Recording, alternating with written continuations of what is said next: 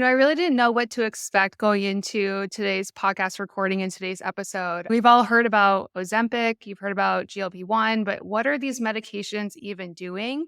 And Ashley dives so deep into gut health, brain health, but makes everything so tangible and gives us practical tools and tips. And I just really haven't heard an expert's opinion like this ever before. And it's not an either this or that approach. We're not demonizing one thing. And this topic can be so polarizing, but it's so refreshing to hear an expert really speak on this in a balanced way. She was such a joy to interview. I think our listeners will really appreciate this one. So tune in. I think you're really going to appreciate it.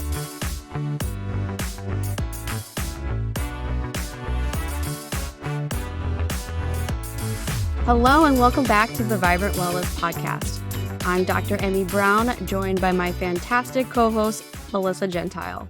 On this episode, we're discussing a hot topic, popular weight loss medications like Ozempic and Mounjaro, and how these drugs are inspiring holistic providers to explore more accessible, sustainable, and safer options.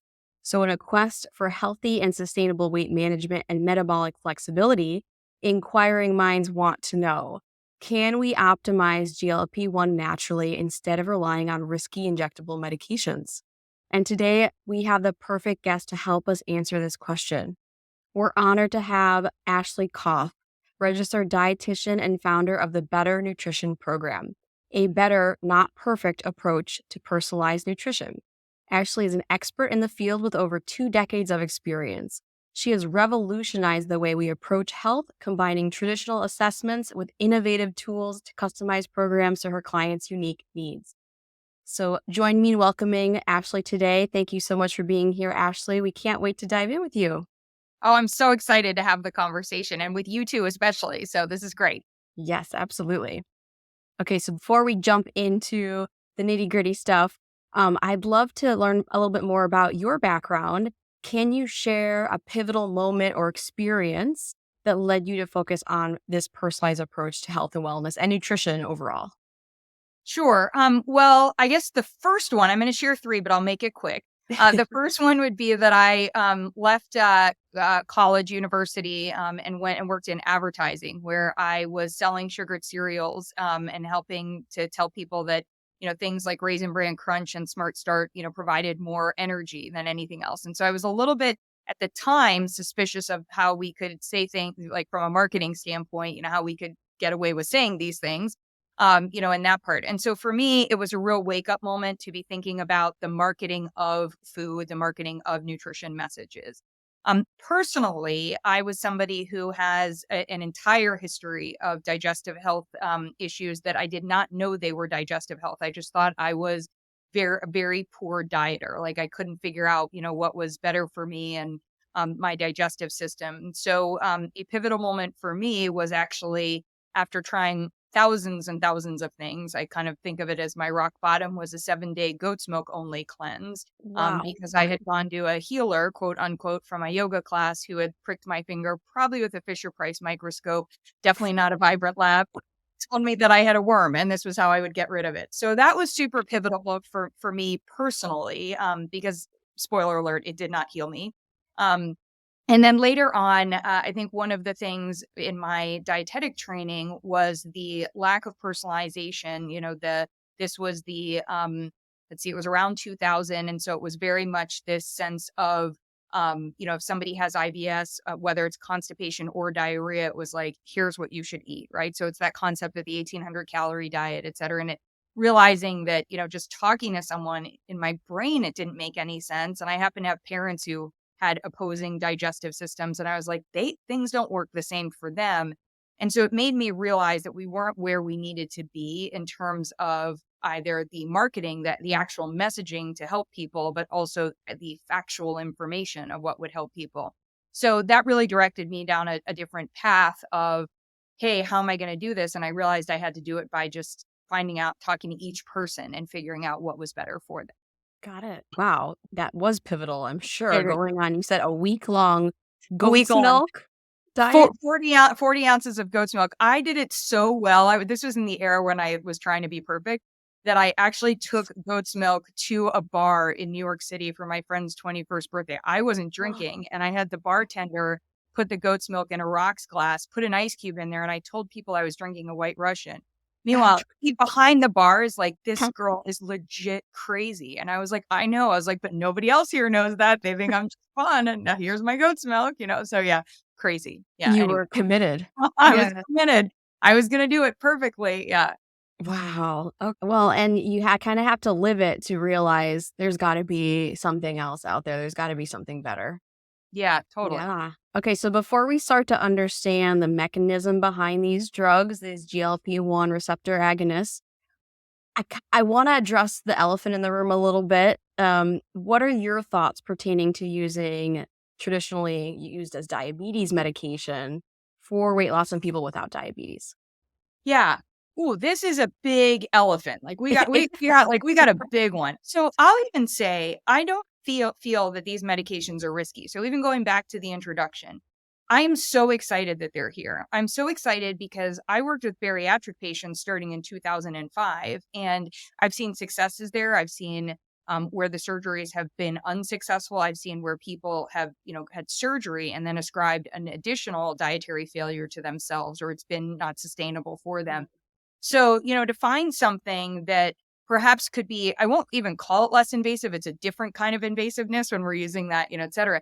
It just is opening up this whole can of worms. And we're, some of our most amazing discoveries in medicine and in healthcare have come about because we were trying something and it didn't work in one way, but it did something else, right? Mhm. So that's what's interesting to me is that these, and what's really exciting to me is that this has opened a conversation around GLP-1 as a hormone. Now, what I think is problematic is when people are talking about let's use this injection of a hormone and let's not explore what the actual hormone is in your body. That would be like if I just told you to start taking estrogen, but I didn't talk to you at all or even evaluate whether or not what your estrogen levels are, what's interfering with production of estrogen or anything else on that part. So that's where I think the rubber needs to hit the road. We need a more collaborative conversation, and the world of obesity medicine that is so excited about these medications, they are like, I get it. Like I'm excited too. But I'd love to also have you come over and meet the world of, digestive health and optimal health. And, hey, why do we have this hormone? Why is it that this hormone goes away so quickly? What does all of this mean for the body? So long answer to a very specific question, but nuanced. And, I've been doing this for 20 years. If there was something that was just an immediate fix and you didn't need to do anything else, I would be telling you, I'd be selling it. I would be, out there. And it's like, hold on, let's just figure out how to use this. We have another tool in our toolkit now. I love how you reference it as another tool in the toolkit and not just the end all solution. Right. And touching on, I love how you mentioned how you want to be educating the patient on what is GLP-1. So that was actually going to be my next question. What is GLP-1? And, why does it work for weight loss? Yeah. Okay. So we're going to try to do this in a targeted way that I don't lose everybody. Remember, you can speed it up to 1.5 or, whatever pace you want to listen to me on. But so the short answer is we are learning more about different types of hormones in the body, and in particular peptides. And so there are hormones that a set of hormones called your incretin hormones. And we'll just use GLP-1 there. There's another one called GIP, but let's just talk about GLP-1. And this hormone is actually like a light switch, or if you have a gas stove, it's kind of like when you hear that click, click, click, and all of a sudden the light goes on. That's all it is. It's seconds. Like, maybe it sticks around for a minute. And when it turns on, when it hits the receptors, it's meant to tell insulin and leptin, two other hormones, to do their work. So why this is so exciting for metabolic health, blood sugar, appetite, all these other things, is that we historically have maybe been looking at things and saying, if somebody's leptin resistant or if somebody's insulin resistant, let's work on that there. But if we didn't work on the hormone that turns it on, we were missing something, right? So we have more specific information to understand how the body is designed.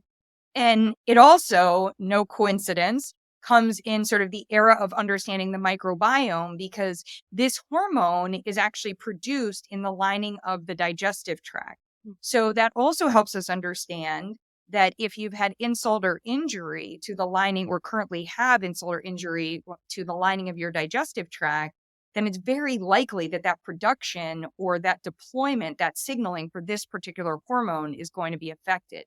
Now, what has happened with the advent of the medications that we were maybe a little bit onto with bariatric surgery, but I don't think we knew it as much. I think because with bariatric surgery, we saw what was happening in the stomach and the lining of the understanding that part. And we're like, ooh, look at this GLP-1 hormone. But what we're learning now is that this hormone has receptor sites and even some production in your brain. So that's really interesting. Hello, hello, ding, ding, ding. Gut brain connection just gets another tee up. So, we're probably all of the generation. I know it was very profound for me when I was practicing, and we started to see how SSRI, so the medications for depression, were actually working so well on irritable bowel syndrome. It was like, well, voila, look at this, because serotonin receptor sites are throughout our digestive tract. This is actually kind of that reverse that's happening. And so what's happening here, and I want to be clear, this is not working on weight loss. This is working on all of the different aspects of our health around our food relationship, where we really struggled to feel full, right? So this idea of having, people will describe, and there have actually been a ton of research studies done. One that comes to mind for me was food was put out around a table at different work meetings, and people were asked to respond to whether or not they knew what was on the table, what the conversation and the work conversation was, what was going on, et cetera. And different people, some people literally could not hear the work conversation. They just kept thinking about the donuts that were in front of them. And the conversation, some people were like, I got to eat that donut. I want to eat that donut. I want to eat that donut. Other people were having conversations like, no, you just cannot have that donut. You cannot have. But what was interesting was it was keeping people from being able to focus on whatever work conversation, it was going on around them, right? So in that space, we call that food noise. And we understand that for some individuals, there's literally competition occurring in the brain to be able to hear other information, the important, what's going on, because they're thinking about what am I going to eat, or what are these what should I not eat, the dieting messages, right? So this whole concept of understanding our food relationship is really what the medications are working on. Now, for people, it is weight loss is occurring because part of that is when I calm that food noise and I'm not thinking about food, I'm able to make better choices. And some of those better choices might be, oh, I can go 3 hours without eating. Oh, I can choose to eat protein first and then have my greens, maybe have the 1 ounce of dark chocolate, and now I'm full. Oh, I can decide that I don't need the shake and the fries and the burger, and I choose one of the, whatever it is, right? So people are actually turning around and saying, this is a place where I'm able to be successful with recommendations that have been presented to me before. And what also is really interesting that's happening is other addictive behaviors, and I'll put addictive in either in quotes or in like a lowercase a, because I'm not necessarily saying somebody has an addiction here, but what somebody might feels like something that they can't control. Behaviors of, I really have to have that glass of wine, or if I have a glass of wine, I need to have 4 glasses of wine, or I feel like I have to have something sweet, or some people have even made comments around shopping, like I don't need. And so why are those things coming up? Because there are like 20 plus hormones that are all around our reward systems that are in our brain. And that also has to do with some people reward ourselves with food and some people reward ourselves with all these other things. So the reason I want to pull the conversation away is this is so much bigger than, hey, here's weight loss. Of course, it's like weight loss is ginormous, in terms of the interest associated with that. But that kind of should take us down the path of what it is and also kind of what we're seeing both with the medication as well as how it's functioning in the body. It's so brilliant, Ashley, how you didn't just list out the mechanism of action. I mean, I can go to Medscape and Hippocrates and look that up, That's right. right? But you explained how it's impacting our relationship with food. and the downstream effects of that. So thank you for that. That's brilliant. Um, and you touched on this prior, and you really talked about the educating of patients and these medications. But in the context of GLP-1 and advocating for optimizing its natural levels in the body, I want to know, can you discuss the limitations or concerns with relying solely on medications like GLP-1 receptor agonists? Sure. So, in any instance, relying solely on a medication, let's just start there. Cholesterol lowering medication, like you lower cholesterol with a medication, but you don't make any other changes. We know that somewhere like 70 to 80% of heart attacks still occur in people with quote unquote normalized cholesterol. And that may be, the result of medication. So, we still need to know who you are inside and what's going on, right? I could take diabetes, other medications, and I'm not going to see that like I overall get healthier, from that part, right? So we want to make sure that we're not just saying like I'm going to just take a medication and not do anything else. Then let's add on top with taking a medication and the recommendations that are out there of you need to eat more protein and you need to lift more weights. Which anytime anybody says more in the realm of nutrition and just gives that as a recommendation, even if it's like eat more greens or drink more water, I'm like, we need to start with who are you today? This is why I love your labs. You need to start with who are you today and how is your body working and where do we maybe need to do less and where do we maybe need to increase something? But maybe it's actually we need to improve the quality of something, or maybe we need to improve the nutrient balance of something, or maybe we need to, before we can increase your protein intake, maybe we need to make sure your digestion can actually handle a higher amount of protein so that I'm not creating other problems on that part. So the first and foremost, the easiest one for me to say is if somebody is choosing to use this medication, it needs to be done in collaboration with practitioners who are informed to be able to truly personalize a plan for you. And I could say just practitioners, but I like to say practitioners that have the experience truly personalizing a plan, right? And usually that's some collaboration of all of us here, right? So we've got a dietitian, a coach, a naturopath, we're like, let's do things diagnostically. Then let's look at, hey, here are some recommendations and let's try to work on how do we actually help somebody, to do that.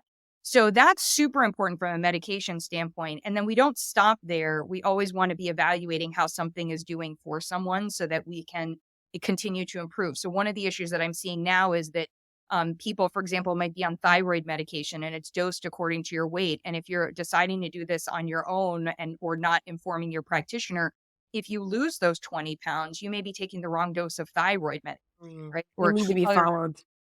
So there's a lot of things we could talk about there. I want to move this over to the sweet spot, which is while some people may benefit from the tool in the toolkit of using a GLP-1 agonist, and they may use it for life, they may use it for a period of time, they may be on and off of it, we may microdose it. I mean, there are all these things that we're going to be hearing about and, in different ways that it's being used.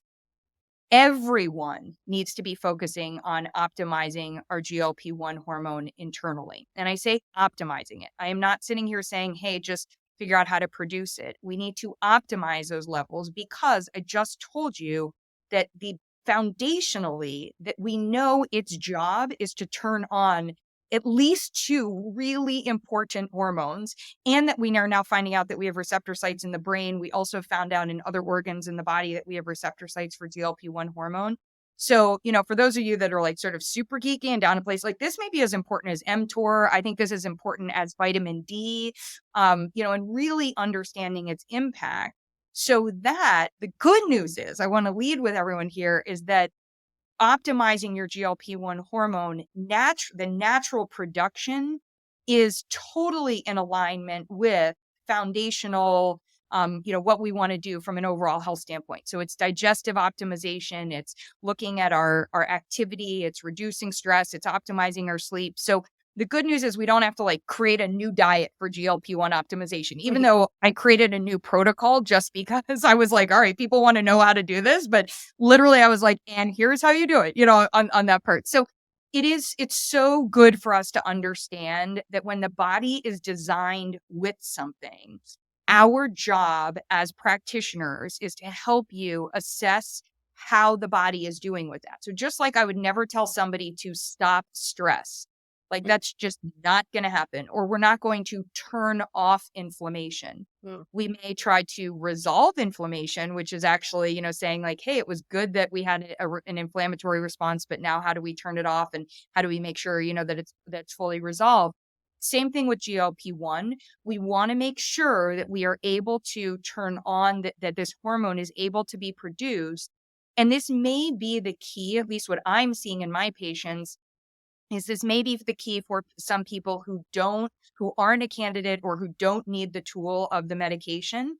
It may be what I'm seeing again, the benefit for somebody who is weaning and deciding they've hit a goal or they have to come off of a medication. So we can wean and come off.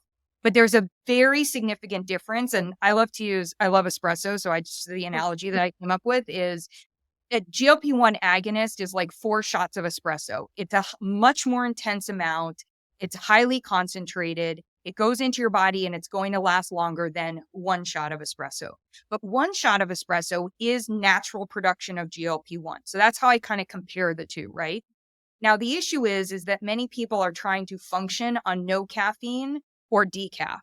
And we know how that can feel. Like we get headaches, we get maybe some crankiness, we get some things not moving digestively, like all of that stuff.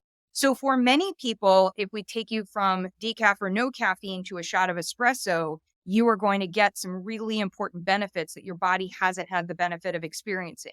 For other people, if you're on 4 shots of espresso, we want to make sure that your body is able to do that 1 shot of espresso because there may be all these different reasons that you have to come off or you choose to come off of an agonist or it's no longer the right, thing for you. And so we need to make sure that the body can naturally do what it's supposed to do. But they are they aren't like one's a horse and one's a cow or like whatever the example. So we just should not be comparing natural and agonist or stating like I don't love when people say like berberine is nature's Ozempic. Like I don't buy that, right? Or like so I look at things and I'll say there is actually there's a cultivar of hops where there's an extract from it. And that ingredient seems to be doing in the body based on the research and both anecdotally what I see in my patients and based on their clinical research that it is doing and activating the same hormonal responses, so it's mimicking a GLP-1, right? So it's stimulating and on that part. So that's super interesting to Wow. me. So they're like, that's kind of maybe like a red yeast rice and a statin medication. Is But that yerba mate by chance? it's Or is not, no, okay. no. That's And that like, and I've seen yerba mate, like it's called, I can never pronounce it. It's like Amaracete or Amaracete, probably because it's, they make it in New Zealand. So how they say it is lovely. And how I say it sounds, I'm from I wouldn't Ohio, know so the difference. yeah, exactly. And it's called CaloCurb or GLP-1 activator. And so, to me, like, again, that's part of a protocol, but I still need to use it strategically. And it has to be used like right around the timing of before you're eating. So there's also like, behavior compliance. But there's something else important and gosh, if you guys can figure this one out, like Vibrant, be so great, is that we don't actually have a way to measure natural GLP-1 effectively right now. That was my question. Yeah. So it's like, years ago, we only had blood glucose tests, right? Then we got hemoglobin A1C. Then we got fasting insulin. And now we have, continuous glucose monitors. So when it comes to GLP-1, we're kind of in that, I wouldn't even say we're as successful even as fasting glucose. And we know how non-predictive that is for sort of helping us with diagnosis or optimization. So unless you're in a lab, and we're able to measure it in that moment. So until we have that time period, when I talk about GLP-1 optimization, what I look at is a series of, and we actually have a free quiz on our site. You can go on there. Do I need to optimize? And I'm like, all right, these people are like, if you answer yes to any of these questions, it's very likely that you will benefit from GLP-1 optimization. And the other part of it is why not optimize your GLP, like any of the stuff that we're recommending. It's not like you're, it's not like you would be taking too much of something or doing something, inappropriate. You're improving the body's overall functions. Yeah. And Ashley, how can we optimize GLP-1 secretion? Yeah, it's great question. And I love that you and this belies your nutrition background and understanding of the body. So when we say secretion on that part, we have to be thinking like, okay, that's one part of the mechanism, right? So we want the production, we also want the deployment, on that part. And then, of course, like anything in the body, there are things that keep it from turning on, right? So when we look at it, we have to look at making sure that we're not having the things that don't make it. So where I said to you before, if you have injury to your digestive tract lining, so then that would be to say like, hey, how do we optimize the digestive tract lining, right? What are some of the things that we're doing there? Well, there are actually novel probiotics, so good bacteria that are very specifically working in your mucosal layer. So they're chewing up the mucin and like spitting it out. Like it's great. They're in there doing that work on that part. So that's your Akkermansia. There are a couple of Clostridiums, that we see that are doing that. And so, I'm of the era where I was so excited when we first figured out bifidobacteria. I've been playing in, lactobacilli, and then we brought bifido. And bifido, by the way, great, because we want the gut to be able to produce a butyrate. So we want to be moving, that piece along. So prebiotic, probiotic, so getting in, not just getting in fiber, but getting in a variety of strains of fiber, having your cold oats instead of like, uncooked oats or raw oats, like and overnight, you soak them overnight, that kind of thing, versus say the cooked oats or green banana, or these different things. So we can do those sorts of things. But if we're not hydrated, if we're not actually absorbing nutrients that are coming into the body, and by hydration, I do not mean drinking more water. Remember, I said not to more on that part. I want to make sure that you are a sponge, not a hose, as my friend Dr. Kanodia says. I want to make sure that you're absorbing the water and the nutrients. And part of the need for that is to have a good balance of your electrolytes, including potassium. And when we're dehydrated, we can also see some of the hormones get turned on that actually challenge GIP and GLP-1 formation. So that's a state where, and look how many people are not meeting their potassium needs, and how many people are also dehydrated, on that part. So that's going to be really important. The types of fats that we consume are going to also be really important, because we want to make sure that we're not in a state where the body is experiencing inappropriate inflammation. And alcohol, I think, is another one. We talked about that a moment ago, but alcohol, we know is inflammatory to the lining of the gut. So, reducing or avoiding alcohol, and then doing the things to promote healthy inflammatory response, things like your omega-3s. And I love your EPA, your DHA. I like getting them from food. So you also get your DPA and HPA, and this kind of thing. But we have this whole story right now about how seed oils are so bad for us. And some seed oils and other foods are such great sources of gamma-linoleic fatty acid, of important essential omega-6 fatty acid. Omega-7, omega-9, they're going to be really important for, appropriate inflammatory response and the integrity of the gut lining and, these sorts of things. So again, none of this is actually nutrition that feels that like we wouldn't be saying like for I'm sure like any of us would be saying like, this is just, if you came in and we're saying like, what can I do for my skin? What can I do for my heart health? What, all of it on that part, making sure that we're building lean body mass. So if we move outside of nutrition and we make sure that we're focusing on, doing work on our tiny twitch muscles, our small twitch, I think they're called, I always call them tiny instead. Mine are probably just tiny, small on that part. And then like the, big. So, the type of exercise, breathing, making sure that we're turning off the stress response, that, we're addressing trauma that can be, playing at it can be sort of acting as an inflammatory agent, sleeping well enough that we recover, and have the deep sleep so that cells turn over. I mean, this is where I could go on for 3 hours. I won't. But it's also where things like a micronutrient panel are so important for me, or an essential fatty acid panel are going to be so important for me. Definitely evaluating digestive health. So looking at a stool test when it's appropriate, not going into everybody and saying, out the door, let me do a stool test, but understanding that, because sometimes if somebody's gut's messy, let's just kind of calm things down first, right? And then be able to move.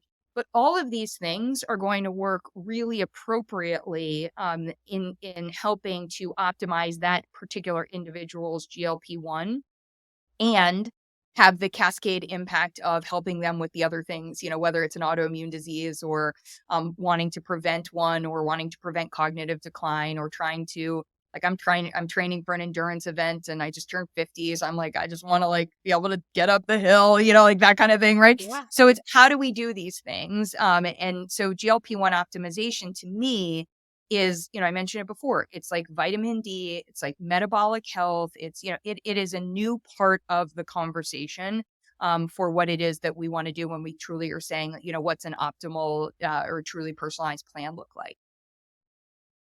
Well, thank you for kind of walking through all of those different aspects. It's kind of like it's almost like at the end of the day, it's like if you want to optimize GLP-1, it's like just get healthier. It's almost like you gotta sleep more, you gotta hydrate more, you gotta get your electrolytes in. Broad spanning, as you said. Yeah, yeah, Well, yeah. and I guess for all of us that have had patients like that, or just even personally, that can feel, I go to my dentist. I was like, look, if you give me one more thing, I'm going to have to go to bed at noon, like, or start getting ready for bed at noon. Cause I just feel like it's like, you do this, you do this, you do this. So what I don't want people to take away, like, is that like, oh my gosh, it's every, no, it's not. But what I do want you to take away, that the intention of saying that is to say it's not another thing. Right. So what we want to do, and the way I think any of us approach, and this is why, you come to quality practitioners. I think if you're listening to a Vibrant podcast, you're there. But, we're basically saying like, hey, our job is to help you help you, the patient, prioritize your better next step.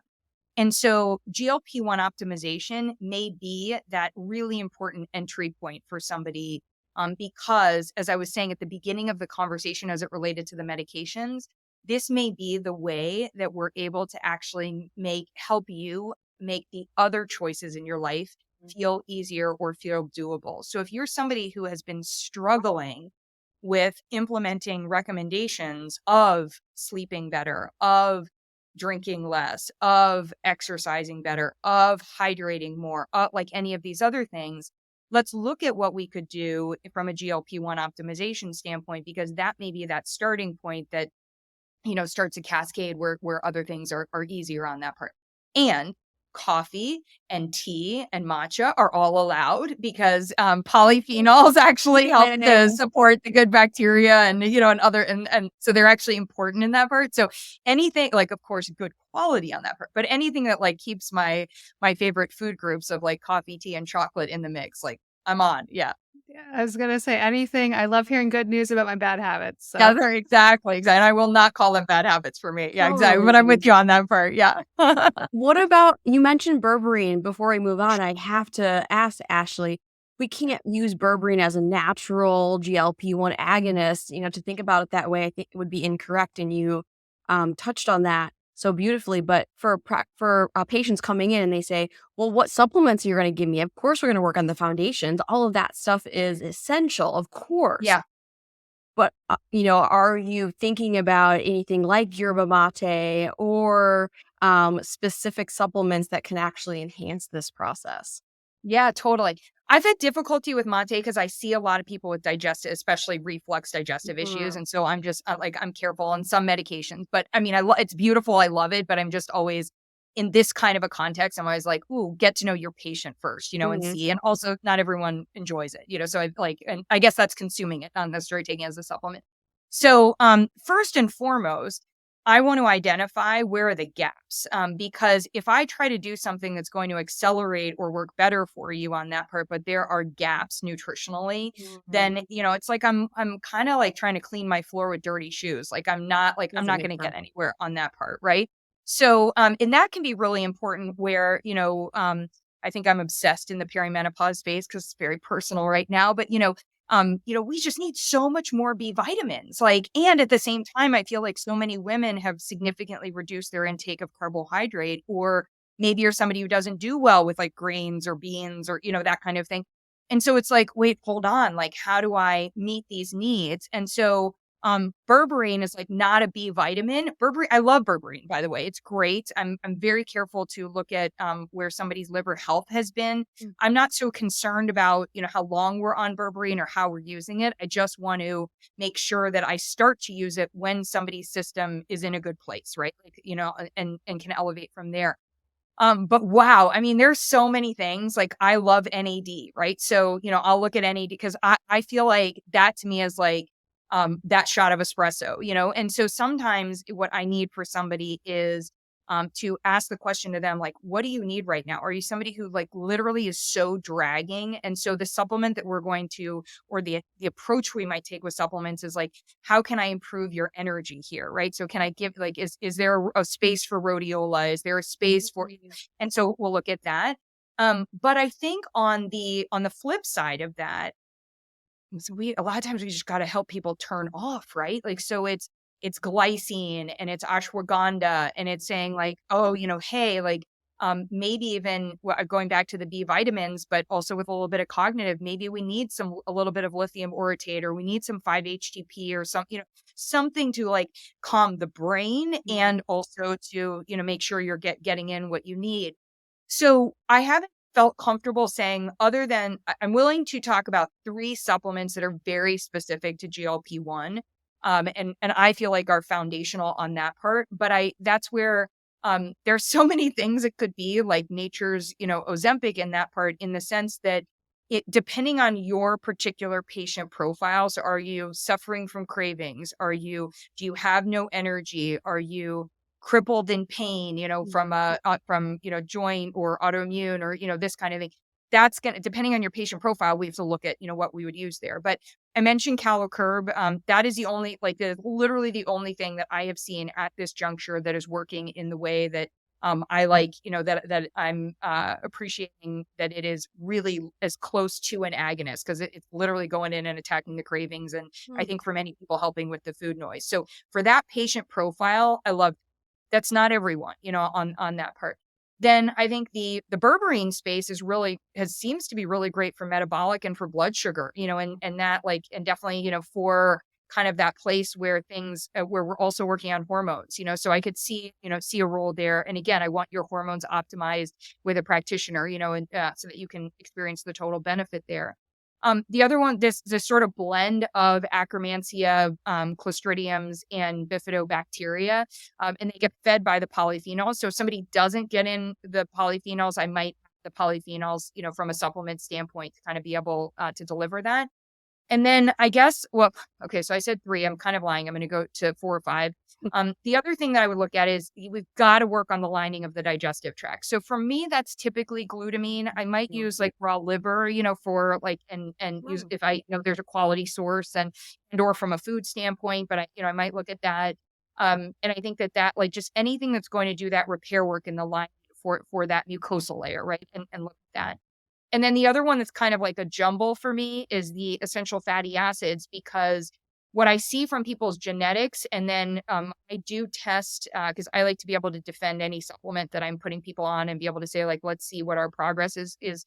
So when I've looked at essential fatty acid profiles and tested them, and I look at your diet and your supplements, especially when people are just taking fish oil or they're just taking algal omega-3, I'm not seeing, in many patients, I'm not seeing it go far enough. Like, I'm not seeing that GLA and that GLA. So I just, and I love hemp seeds and hemp seed oil, but even I can't get it in, or wild salmon, like, enough on a daily basis. So I look at what I call a multi-fat. I use green fat for that, but I use it something that's going to blend the variety of omega-3, 6, 7, and 9. I like that from plants, and I like the plant compounds. So that's one of the reasons I'm attracted to that particular product. But if somebody's using a fish oil, then I'm going to just add in maybe an evening primrose and make sure you're getting an olive oil. So we can do adjustments, sea buckthorn, et cetera. But I've been using the pro-resolving mediators, which are PRMs, or, sometimes the SPMs. And I've seen for my patients, like, I'm seeing a difference from a testing standpoint in better outcomes. And I just think it's that, like, how do we staple together those short chain fatty acids into the long ones? And we just know some people, kind of like methylation and the pathway there, some people are just less efficient. And so I think it's doing a better job. So if I have somebody who's like ApoE3/4, and we're also looking at, and they're already expressing some things from a cardiovascular standpoint, then I'm going to turn around and use that. And the benefit to that from a GLP-1 standpoint is I know that all of that is resolving inflammation just much more successfully. So that, to me, feels really important. And those are supplement spaces where you can definitely do a lot of this from a food standpoint. But when we're at the optimization level and pending test results and medications, this is probably going to be a place where you would want to come in. And the only that the Calicurb, the Amerisate, like I haven't seen that anywhere else where you could, like that's just not in a food. They tested 200 or 250 plant compounds, and that like 3 of them were poisonous to us, and like this was the other one that we, so I mean, like this is, just kind of finding, it's probably how they felt when they found stevia, like this extract, in the leaf, and we're like, oh, on this part. So I think more to come. So I reserve the right for all of this to be wrong. I don't think all of it'll be wrong. I reserve the right for a little, like, because this has been since 2005 from a work standpoint for me, but I think that this is an exciting space, but I would definitely not go down the path of buying a supplement that's promoting itself as anything to do with the medication side, because you're just not going to get 4 shots of espresso in a in the 1 shot of espresso potential, something that supports that. Yeah.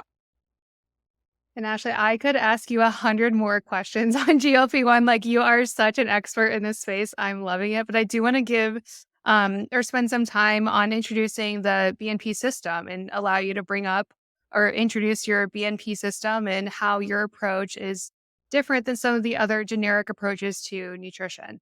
Thank you. Yeah. BNP stands for better, not perfect. But it was, and that's my approach. I think that we can help people. They will get what they need much better if we help them to try to make their better choices. And it was also a challenge that was once given to me by some media outlet. And they were like, they took me to all these random places, including like a sort of like a 5 and dime store in downtown LA. And I was like, I can find something better in here, like where, it's like, you can always find a better choice. But when we look for perfect, we're going to be challenged. And the Better Nutrition Program is built off of the concept that what we really want to be able to do is partner with practitioners, with businesses, individuals who are trying to optimize their health and help them identify, first and foremost, what does your body need today? And then when we figure that out, then it's going to reveal a variety of choices. And then the question mark is, how do we figure out what choices are going to be better for you? And really a lot of that is what's delicious, what's doable, what are you going to do? Like those kinds of things, and so what can you afford? What do you have access to? So we bring that in there with coaches and with a clinical team. And we also have a lot of free experiments that people can do so that they can actually see what their body is telling them. Because I've found over 20 years that if you just tell somebody to do something, they may go do it. And usually I find my male clients go do it a lot more than my female clients, on that word. So a lot of times with women, I was like, wait, what if I show you? And they're like, oh my God, I didn't urinate for 3 hours. And I was like, yeah, after having 8 ounces of water, like we're not where we want to be, or like, or in that case, it was good. She's like, I have to pee all the time. And I was like, yeah, you're not absorbing your water. Right. Mm-hmm. So we want to be able, or, if somebody bite into an apple and if it's not sweet, like on a scale of 1 to 10, then I can tell you that like, we've got to work on your sweet taste buds. But if I just tell you to get rid of sugar or to find where the added sugar is or whatever, it starts this whole other, good for you, bad for you, like kind of food battle. So we do that. And for practitioners, we have a toolkit and we have the resources for your patients. We can create, I do a variety of different things. We help you personalize supplement boxes for patients, recommendations. And specific to GLP-1, we have our protocol and we sell it as a practitioner package. For where you can actually get the protocol, which you do not give to your patient, you implement, on that part. And then we have all of the consumer facing pieces, and you're able to use that to be able to implement a lot of what we're talking about here as well. Yeah. Fantastic. And what about lab tests, Ashley? How are you using labs to help customize this program? Oh, I'm so happy that you asked it that way and you didn't ask me for my favorite. Every time somebody's like, and what's your favorite lab test? And I was like, come on, or like, what's your favorite supplement? I was like, there is no way I can pick a favorite. So I'm obsessed with having having information. We are in the day in this era of where we can understand and know what's going on in the body. Now, what I want to distinguish is we cannot use labs solely for that. It's just like saying you can't do a genetic test and then tell somebody what they should eat or what's going on with their body. Obviously, epigenetics and what's expressing itself. So what I love to do is I love to help somebody when they have a question about what's going on or to help them be curious. One of my favorite practitioners of all time, Dr. Tirone Lodog, always says, she's a partner with her patients, not a practitioner. And I take that partnership role very seriously. and I invite them with me to be really curious. So instead of just answering, like somebody would be like, oh, this just happened to me, just got a text message. Oh, my, 12-year-old daughter, she's got this and this and this, and she's burping. All of a sudden she's burping. Do you think that she is, do you think it could be this? And so I'm like, oh, I'm so curious. Like, what led you to think that it could be this? And we just went down the curious path. And I said, well, I think what's coming up is you really want to make sure that we assess. And what I can do is I can help you understand how to better assess. So what I would say right now is, first of all, has she, we asked some questions. Has she recently been on, so there's the interview phase, right? So has she recently been on antibiotics? Has she increased her intake of protein? Do you know if life is more stressful? Do you know if she's changed topicals, right? Like any of that stuff. Like, so what could be going on there? Then I said, on that piece, she's due to get more labs right now. I think she was saying she's going to her naturopath to get some more labs done. Great. When you go get those labs done, it would probably be helpful if we could look a little bit deeper than you looked last time. So they looked at iron and they looked at thyroid, but they didn't go and look at, the sort of all the other components. So your ferritin and your reverse T3 and, as it relates to one to iron and one to thyroid on that part. And then the third area is we could also try having her, to have her do some experiments to see if doing a couple of things actually reduces the burping, right? So is there, when we sit down to meals, is she, doing a couple of breaths, and then, is she drinking through a straw when she's having things? Because all of a sudden now she's wearing lipstick, like whatever it is. And so that assessment package is how I use labs. That was a very roundabout way of answering your very specific question. So I use them to come in and help us give proof in this or proof is a bad word, better understanding to provide context to where we are in someone's journey. And the most important thing for me is that it's almost never valuable to have a lab one time. And that, I think, is the thing that we have to do such a good job today of helping our patients set up an expectation of budgeting when they are starting to work with us, because I am going to want you to retest maybe every 3 months, maybe every 6 months, right? And I'm also going to want to know when I don't want you to retest. Like, I'm not retesting my labs. I just went through this. I was going to retest something in May, but I'm doing this training. And then my event is June 6th through 8th. And then I'm not retesting like the week after I do a huge endurance event. I don't recommend that for anyone. So now I'm doing it in July, right? And we had originally said I was going to do it in May. And so shifting that conversation is really important to help somebody understand how we can use data and what to be looking for in a time when we're not using labs. So it needs to be considered as like kind of the truly personalized part of putting a plan together requires some labs.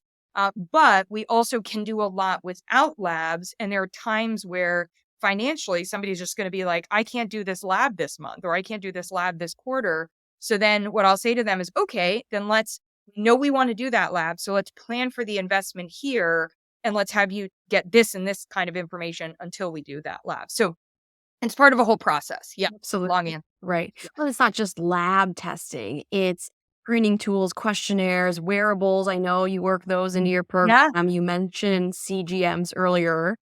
Yeah. So all this data collecting from different avenues and different routes. What about wearables? What are your favorite wearables? CGMs obviously are big right I have now. I have a love-hate with them personally. And so I think a lot of our practice is just very biased based on us, because I see like there are a lot of individuals that just love like their wearables and knowing all of that information. I have OCD in me, and I've always known that. Like, I'm not somebody, I have to be really careful with how much information I take in and what that's going to do for me from a thinking standpoint. So knowing that about myself, I actually have boundaries. And I think it's important for our patients. So, for example, while wearing an Oura Ring or my Garmin to track my HRV can be really valuable, it actually doesn't help me with better sleep. Like, my sleep mask helps me with better sleep. So it may be that once a month I wear something to track, and then I don't wear it like all the time, or I wear it for 1 month and gather some data, and then we work off of that data. And so that's experience has helped inform how I work with patients. I really want to understand who they are.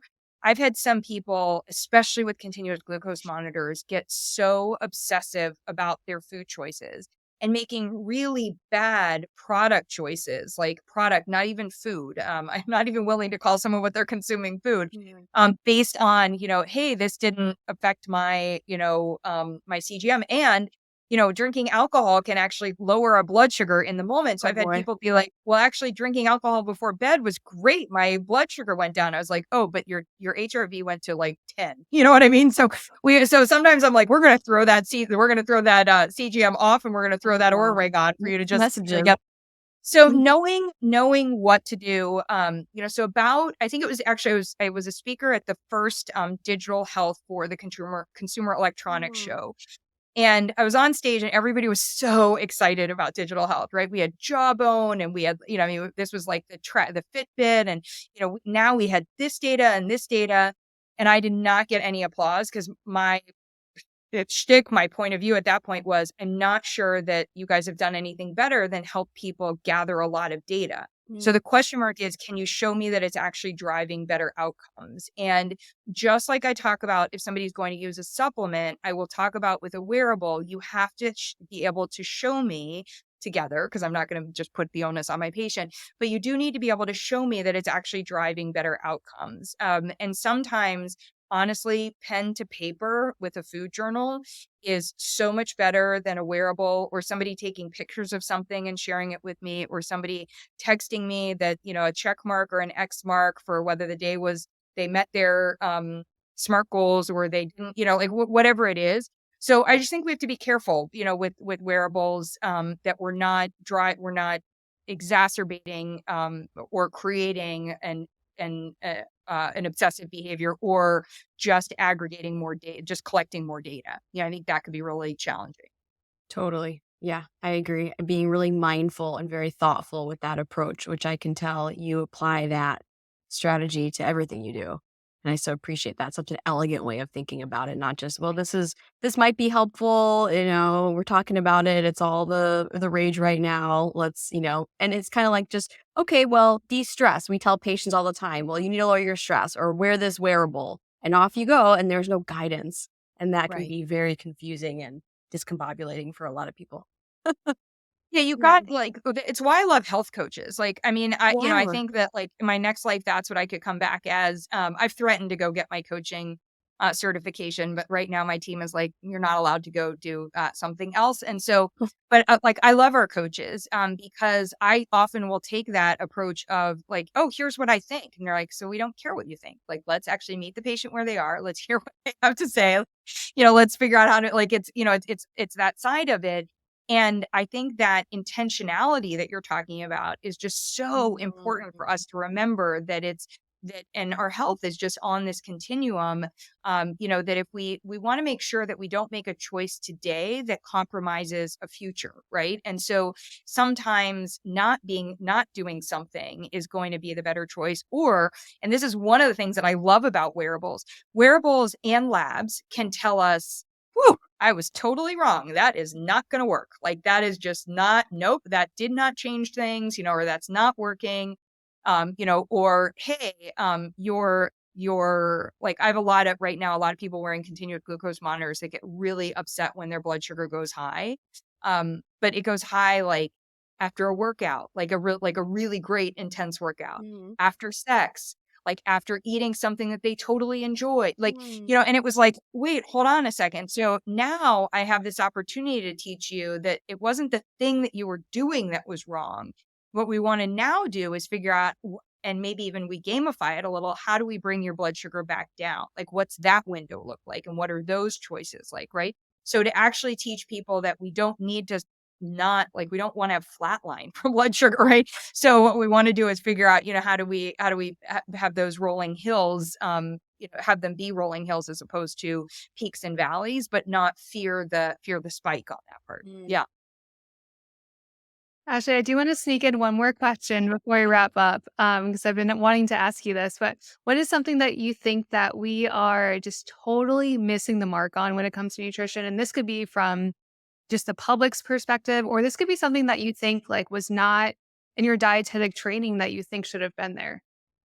Yeah, well, so it's really interesting. I haven't written a book in 10 plus years, and I was definitely like never going to write a book again. So I'm actually writing a book, and this is a Yay. foundational piece of it. It's called How to Feel Full, working title, but I'm pretty excited about it. And this concept of, how like individually, like how do we feel full? And it's not the weight loss conversation, it's really about optimal health, feeling fully healthy in that way. But one of the things that I find is we are so detached from deliciousness. And that, like, it has cultural associations, it has so our taste and how things in the moment taste to us. And I think one of the reasons I think we're getting it so wrong with nutrition is, first of all, we've all had those instances where we've been told something is healthy and it's just totally not delicious. And I would say for most kids, that's their experience with vegetables at school. So no wonder. Like, I mean, I had the grossest vegetables ever, at school. But like at home, I loved like a cherry tomato from the garden or carrots, or that kind of thing. So deliciousness. And so if something isn't actually delicious to us, and what we've also done is, I'm aware that with, the hyper processing of foods is we've cultivated taste that when you actually ask somebody is not delicious. So if you ask somebody the taste at the end of, a diet soda, or after having something that's, high, like has a lot of added sugar, to it, on that part, or when you have like some of these like packaged bars or protein snacks or things like that, right, they'll tell you like there's a funny aftertaste here, or like, oh, I love that, but like that's a lot, or it comes at you, right? And so though that's not delicious. Mhm. And if we bring people back to what is delicious, and again, this is a free, use it for anyone. You don't have to, TM me or any of that. Or if you want to, great, appreciate the shout out. But I use the better be delicious to me today test. Mm. So this started off when I was helping people navigate the holidays, and try wanting, like, honestly, personally wanting to go, just back when I drank alcohol, but I wanted to go to several parties. And if places were, there were different drinks, I wanted to be able to try the different drinks, or if there were different desserts, I wanted to be able to try them. But I didn't want to like be hammered or overwhelmed, with everything. And I was like, okay, so let me go and like, let me taste something. And then it was like, oh, after, if it didn't score a 7 or greater on a scale of 1 to 10, then I was like, okay, move on from it. Right. Mhm. And so, in that capacity, I was able to say like, okay, so that started off during the holidays because there was just always extras, around. And then I realized, by the way, in life, there's just always extras around, And so, like, I'm going over to friends tonight and it's a potluck. And so I know there'll be something that I walk in and want to have. But if it's not delicious in the moment to me, like to me at that moment, and that's also really important because we may eat something today and it's phenomenal, but we take it home. Mm. French fries are a great Oh, example. yeah. And you're like, I don't care how you reheat them, like they're not delicious afterwards. Like, I don't care if you air fry or that you fry them or whatever, they're not. So have a couple of fries and then be done. Like, on that part, right? So deliciousness is something that we need to work more on from a nutrition standpoint to help people harness, so that they can use that as a way to say, oh, that's a better choice for me. Because if I go after something that is healthy but not delicious, or is like I've been told is healthy, then I'm still going to want, I know me, I'm going to still want to go looking for something else, to satisfy on that part. Yeah, you're still gonna be thinking about it an hour later. Yeah, totally, totally. And yeah, Yeah. and onwards and onwards. Yes. Well, thank you so much, Ashley. We've touched on so many amazing things today. You're such a wealth of knowledge. Like, I was like sitting on the edge of my seat, like wanting to ask so many more questions. We could probably talk honestly for hours. But before we wrap up, I do like to always end on a really positive note and ask all of our guests, what does it mean to you to live a vibrant life? Yeah. I was thinking about that. I just feel, I think I wake up every day just so grateful that in most things I'm able to make choices. So it's a life of my choosing. Taken me a long time probably to get, that's probably the 50. Taken me a bit to get there where I'm not as concerned what other people think about my choices. But I think vibrancy to me is when I recognize that there are a range of different options and I make a choice, there's something in me that lights up with, with that choice. And sometimes that choice might be to go back to bed or to say no, whatever it is. So yeah, I think I'd go with that. I think it's how fortunate I am to be able to make choices, to have choices and be able to make those choices. And that certainly ladders up to vibrancy for me. I love it. And Ashley, where can our listeners find you and learn more about the BNP program? Sure. So we're the Better Nutrition Program. I think we're on all the, sort of different social media. The best place is to reach out, head to our website. We try to have as much human interaction as possible. So if you chat us and there's actually someone there, they're human, or if you want to email us, hello@thebetternnutritionprogram.com. We would be happy to chat with you about resources and just, to me, this is about all of us collaborating together. Like you guys are, the standard for excellence in lab testing, and you have met so many other aspects of things that you're offering. But I feel like our jobs are how can we collaborate so that we can create this massive army that can change healthcare and healthcare access. So I don't see anything that anybody's doing as competitive. And so if you come at me and are like, hey, I've got this idea, or I want this help, or I have this goal, would love to chat about it and be able to help you figure out what are your better next steps on that part. Awesome. And to our listeners tuning in, we'll definitely be making sure to link this down in the show notes for you guys if you want to check out our website or get in contact with Ashley. And Ashley, thank you again so much for coming on the podcast today. It's been such a pleasure. And to our listeners, thank you for tuning in. We hope you tune in next week. And until next time, stay vibrant. Thank you so much for being here today. Don't forget to leave us a review and subscribe so we can continue to pay it forward together. And remember, the key to longevity is knowledge. Keep learning, growing, and tuning in to the Vibrant Wellness Podcast to discover the latest insights and strategies for optimal health. Join us again next week. Just a reminder, this podcast is for educational and informational purposes and is not a substitute for professional medical advice, diagnosis, or treatment. The views expressed by guest and host are their own and do not necessarily reflect the official policy of Vibrant Wellness. As always, consult your healthcare provider before applying any recommendations that you heard here today.